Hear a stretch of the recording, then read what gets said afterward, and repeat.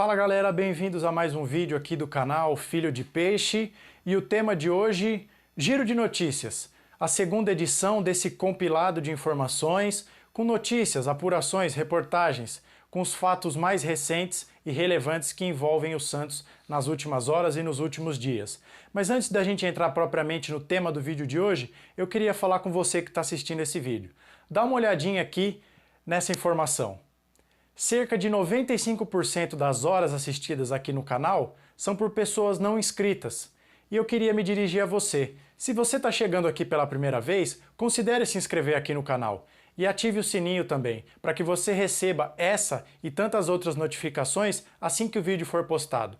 Você gostou do vídeo? Indique para um amigo, para uma amiga, deixe um like aqui para que o YouTube recomende o meu conteúdo para outras pessoas. Diga também para os seus amigos que tem um canal novo sobre o Santos surgindo aqui no YouTube.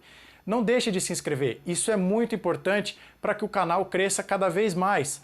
Estamos com quase 2 meses que o canal foi criado, com quase 600 inscritos, é um número muito bom, eu estou muito feliz, mas eu conto com a sua ajuda para que esse canal cresça cada vez mais. Então, se você gostar desse vídeo, se inscreve aqui no canal, deixa o like também, que assim você vai me ajudar muito, tá certo? Mas chega de enrolação, vamos direto para o vídeo de hoje. Eu queria trazer aqui para vocês uma série de notícias envolvendo o Santos, algumas boas, outras ruins, para a gente trazer, comentar aqui nesse período sabático em que o Santos está sem jogar e só voltaremos a campo no começo de abril, na Sul-Americana e na estreia do Brasileirão. A primeira notícia que eu queria trazer aqui para vocês é sobre o Pituca.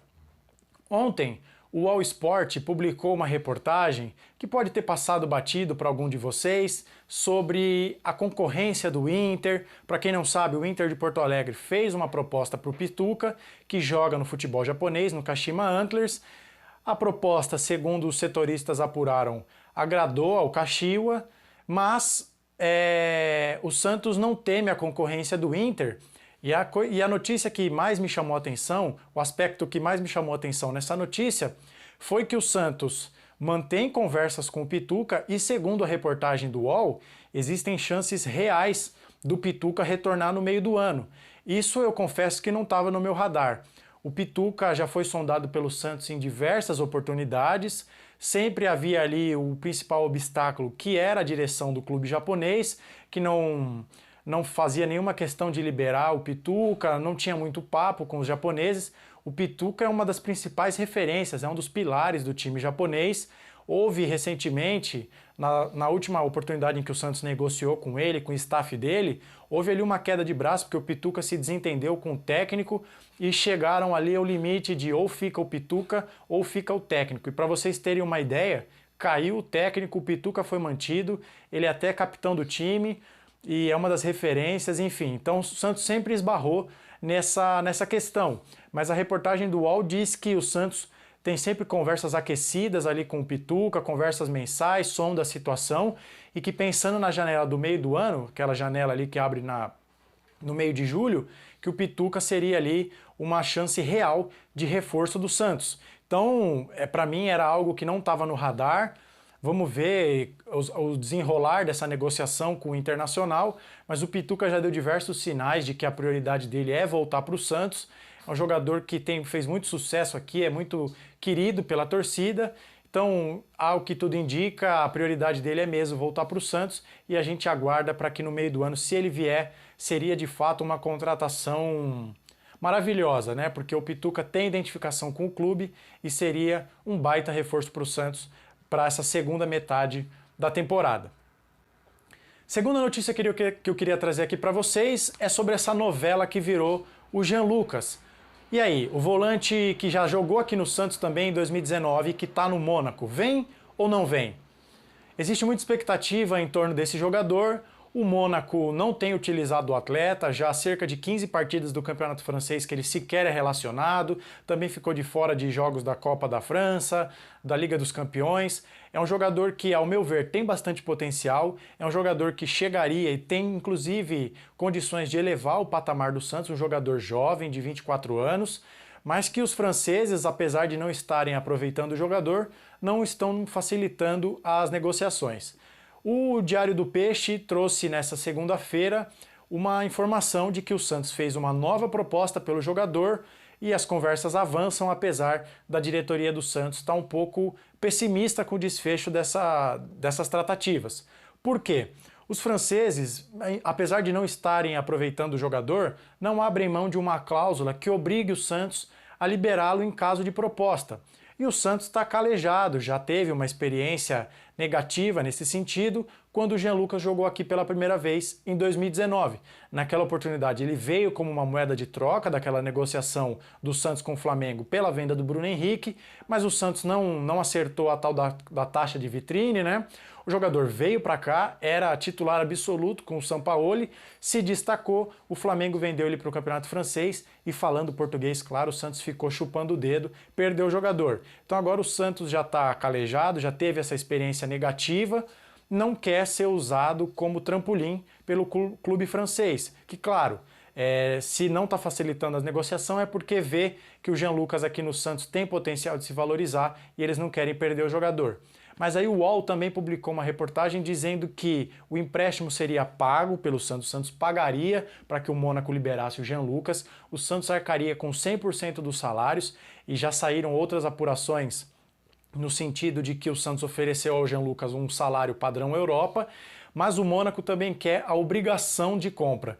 Então talvez essa questão também seja uma das coisas que ainda estão abertas, porque a gente sabe que o Santos não tem uma condição financeira muito abastada, então o Santos deve estar ali pesando prós e contras para saber se no final do ano teria condições de despejar uma grande quantidade de dinheiro no Jean Lucas. Mas é aquilo que a gente já falou em outros vídeos aqui, né? Esse tipo de jogador, a meu ver, você diga aqui nos comentários o que você acha, se você concorda comigo ou não, ele é sim um gasto, mas a gente tem que olhar esse tipo de movimentação como um investimento. O Jean Lucas é um jogador com potencial, inclusive, para no futuro ser vendido novamente para outro mercado ou eventualmente até voltar para a Europa.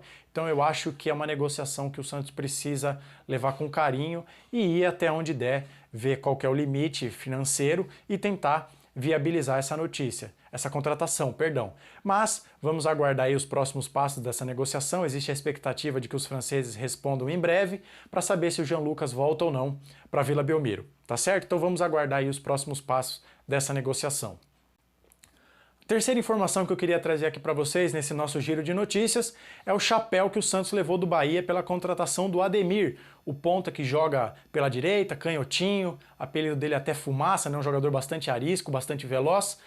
Foi até uma negociação que aparentemente estava se desenvolvendo sem vazar, na surdina, e que o Santos, já para quem não sabe, já havia procurado o Ademir no começo do ano. O Galo pediu ali cerca de 20 milhões de reais, o Santos recuou, achou o valor um pouco alto, mas as tratativas entre Santos e o staff do Ademir eram dadas como certas na Vila Belmiro. O Ademir, inclusive, segundo as matérias que saíram, era tido como uma prioridade do Odair, que busca um atacante de velocidade para jogar pelas beiradas do campo.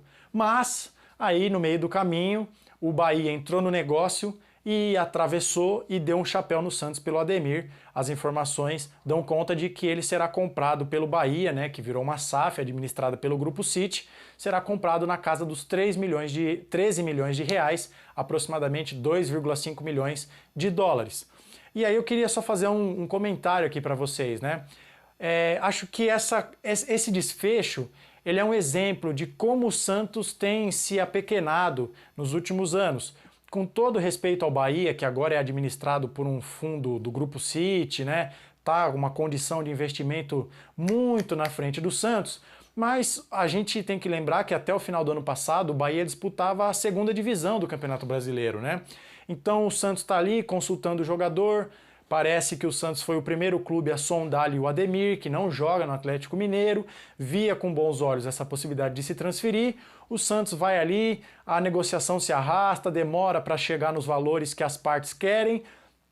Quando todos os envolvidos passam a falar a mesma língua, vem um outro clube com um projeto aparentemente mais sedutor e leva o Ademir para outro clube que não o Santos. Então isso acho que A gente fala muito sobre tradição, a gente coloca o Santos num pedestal alto que ele de fato merece, porque a história do nosso time ela é gigantesca, ela nunca vai ser apagada, mas a gente pegar esse recorte recente, a gente vê como as pessoas que estão cuidando do Santos estão fazendo mal para o Santos, porque qualquer outra proposta parece que seduz mais os jogadores do que as que o Santos faz. Então a gente lamenta, mas esperamos que a diretoria, que o departamento de análise, o pessoal do scout tenha outras opções, porque para que o Santos não volte a estaca zero, vale lembrar que o mercado de transferências, a janela se fecha no dia 4 de abril e aparentemente o Santos quer até 7 reforços. Faltam aí cerca de 15 dias para que essa janela feche, então a diretoria e o departamento de futebol precisam se mexer para que o Santos tenha de fato esses reforços regularizados o quanto antes, tá certo? Bom, a quarta notícia que eu queria trazer aqui para vocês são os reforços caseiros que o Santos vai ter, que o Odair vai ter para a sequência desse período sabático, essas semanas de treino. O Globo Esporte publicou ontem uma reportagem dizendo que o Sandri e o David Washington, que está aqui na capa do vídeo, treinaram pela primeira vez ali nessa intertemporada que o Santos está fazendo. São jogadores que estavam no departamento médico, o Sandri, porque levou aquela cotovelada naquele jogo contra a Portuguesa, precisou fazer cirurgia no rosto, e o David, menino da Vila, uma aposta, um jogador promissor de 17 anos, que ficou afastado por conta de uma lesão ainda na Copinha, voltou a treinar e deve ser a opção aí do Odair, já que agora o Raniel, graças a Deus, rescindiu e não joga mais com a camisa do Santos. Bom, eu acho que o Sandri ele tem potencial para assumir uma vaga no meio de campo. Vale lembrar que até ele se machucar, ele vinha sendo titular com o Odair, mas no jogo treino contra o Flamenguinho de Guarulhos, a gente já vai falar disso rapidamente, o Camacho jogou, mas eu vejo um espaço aí para o Sandri voltar a jogar, eventualmente nesse sistema num 4-4-2, com o Rodrigo Fernandes e um pouco mais adiantados o Dodi e o Sandri, o Lucas Lima lá na frente. Sobre o David, ele parece ser sim um jogador bastante promissor, que tem o faro do gol, faz diversos gols na base, é um dos destaques dessas últimas gerações de meninos da Vila, mas a gente tem que ter muita calma com o garoto. É um garoto de só 17 anos, é uma criança ainda treinando com profissionais. A gente tem que parar com esse ciclo de jogar os meninos da Vila, os meninos da base na cova dos leões, né, porque eles estão tendo que assumir uma responsabilidade que não é a deles, eles estão tendo que resolver jogos, têm que decidir campeonatos, isso vai queimando etapas, os jogadores assumem uma responsabilidade para a qual eles não estão prontos. Então o David, apesar de ser bastante promissor, de diversos jogos que eu vi dele, ele conhece, sabe fazer gols com 17 anos, vamos com calma para que a gente não queime mais um jogador. Mas que o David consiga maturar, é importante ter essa experiência com o profissional, você vai pegando casca, você vai ganhando corpo, literalmente, né? Então é bom que ele seja lapidado aos poucos para que, no momento menos conturbado, esteja pronto aí para desempenhar o seu melhor futebol. E, gente, para encerrar o vídeo, como eu falei sobre o Flamenguinho de Guarulhos desse jogo treino, eu não poderia deixar de fazer um breve comentário sobre o que aconteceu no final de semana. Para quem não sabe, o Santos fez um jogo treino contra o Flamengo de Guarulhos, aqui é a minha cidade. O Santos tem buscado esses jogos preparatórios, né, já que não tem nenhum campeonato para jogar até o começo de abril. O Santos jogou no CT Repelé contra o Flamengo de Guarulhos e venceu por 3-1. Mas o pulo do gato é o seguinte: o jogo não teve acesso à imprensa, a imprensa não foi liberada para acompanhar a partida no CT, então a gente não tinha muitas informações a quente do que estava acontecendo no jogo treino. E aí o torcedor santista, pela manhã, ali começou a ver algumas postagens do Twitter do Flamengo de Guarulhos. Primeiro dizendo que os titulares do Santos perderam de 1-0. E depois um outro tweet com uma roupagem um pouco diferente, dizendo ali sem muitos detalhes que o jogo estava 1 para o Flamenguinho e 0 para o Santos. Os tweets foram apagados e depois os setoristas que cobrem o Santos descobriram que as postagens do Flamengo irritaram a direção do Santos, que pediram para que as publicações fossem apagadas. Bom, eu queria dizer que isso para mim é inaceitável, é inconcebível, censurar, cercear o direito a liberdade de expressão, o direito de comunicar de um clube, para mim, é inaceitável. Eu, como jornalista, tenho essa bandeira da liberdade. O exercício profissional ali do departamento de mídia do Flamenguinho de Guarulhos jamais poderia ter sido cerceado. Então eu acho isso um absurdo. Lamento que a diretoria do Santos tenha tomado essa decisão, porque me parece que estão querendo tapar o sol com a peneira. Veja bem, os titulares do Santos perderam de 1-0 para os titulares do Flamengo de Guarulhos, que, com todo respeito, vai jogar a 4ª divisão do campeonato estadual. Se o seu time é incapaz a ponto de perder uma parte do jogo treino para os titulares do Flamengo de Guarulhos, por que você quer omitir isso do seu torcedor? Vocês querem criar um conto de fadas para o torcedor achar que está tudo bem? 2 semanas já da eliminação para o Paulista, nenhuma contratação, nem nada no horizonte, chapéu sendo levado de rival, e aí a gente ataca o mensageiro, manda o clube apagar. Então, eu acho isso inaceitável. Depois os reservas entraram, viraram o jogo. O Santos fez uma postagem ali, veja os gols, 2 do Ivonei, 1 do Juan. Parabéns, não fizeram mais que obrigação. Lembrando, o Flamengo de Guarulhos está na 4ª divisão do Campeonato Paulista. O Santos não fez mais do que obrigação. E a luz amarela, mais do que amarela, vermelha eu diria, que acende ao torcedor, é que os titulares tenham perdido para o Flamengo de Guarulhos. Então todo esse contexto para mim foi horripilante. O Santos deveria ter liberado o acesso à imprensa, os jornalistas vivem disso, eles cobrem o Santos, o ganha-pão deles é cobrir o Santos, acho que deveriam ter tido acesso, e pior, a cereja do bolo, foi essa iniciativa de mandar apagar as postagens do Flamengo de Guarulhos. Então eu acho que isso não deveria ter sido feito, que pena que o Santos tenha caminhado por esse caminho.